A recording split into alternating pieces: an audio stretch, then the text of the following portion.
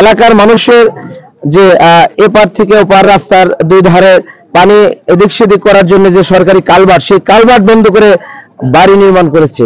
সেই কালভার্ট খুলে দেওয়ার জন্য যে প্রথম লাইভ দেখলেন, আমরা দ্বিতীয় লাইভে যাব যে সেই পরিবারের লোকজন যারা একটু লাশ বের করার মতো জায়গাও দিতে পারে না, তারা সমাজ জামাত কিচ্ছু মানে না। আমরা সরাসরি সেখানে যাব। আমরা আওয়ামী লীগের লোক আমাকে দেখতে পারে না, রাজাকার ছিল অরিজিনাল রাজাকার, সারা সমাজ বছর লিখিত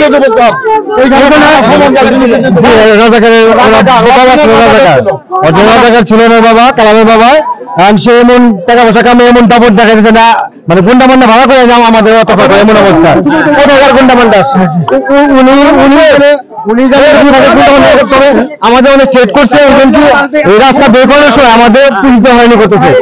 আমার আব্বা কিছু খাইতে দিচ্ছিল,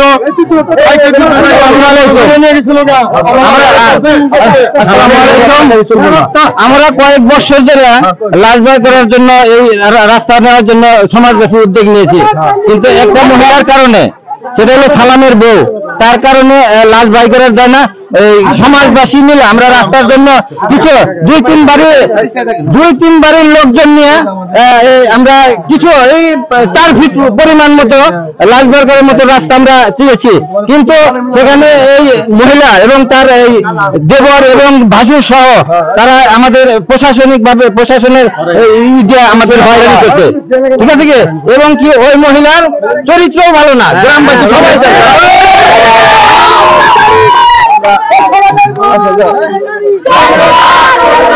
আমরা কিন্তু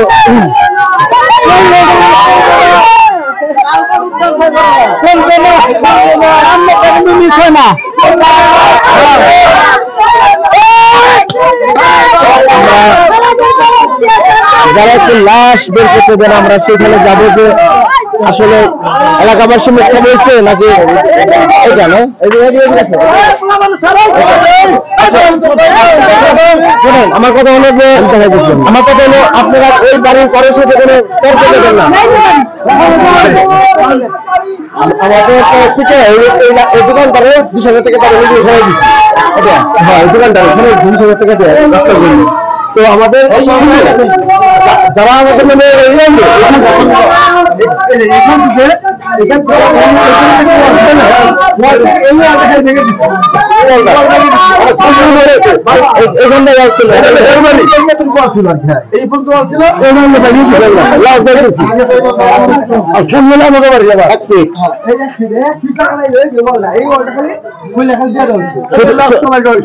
বের করার জন্য, আর সেটা নিয়ে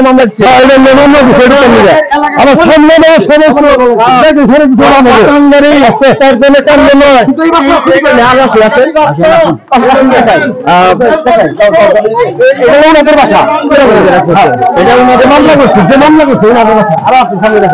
আমরা অনেকের বাসায় আমরা কথা বলে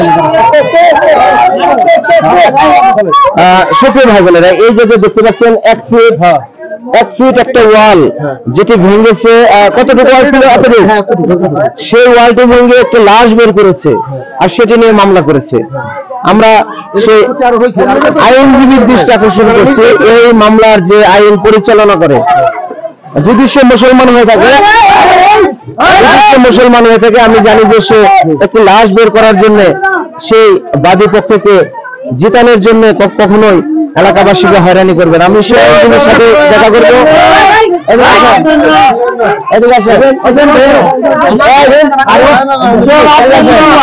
অনেকেই নিজ দায়িত্বে করার জন্য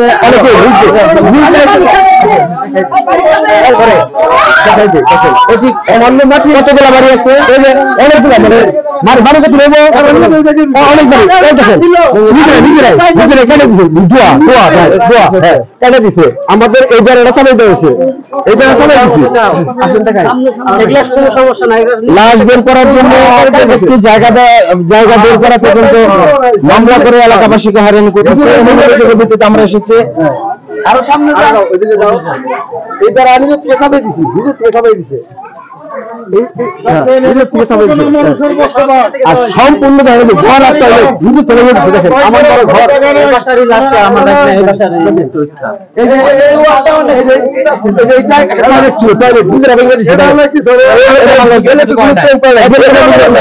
তারা কিছু বলে নাই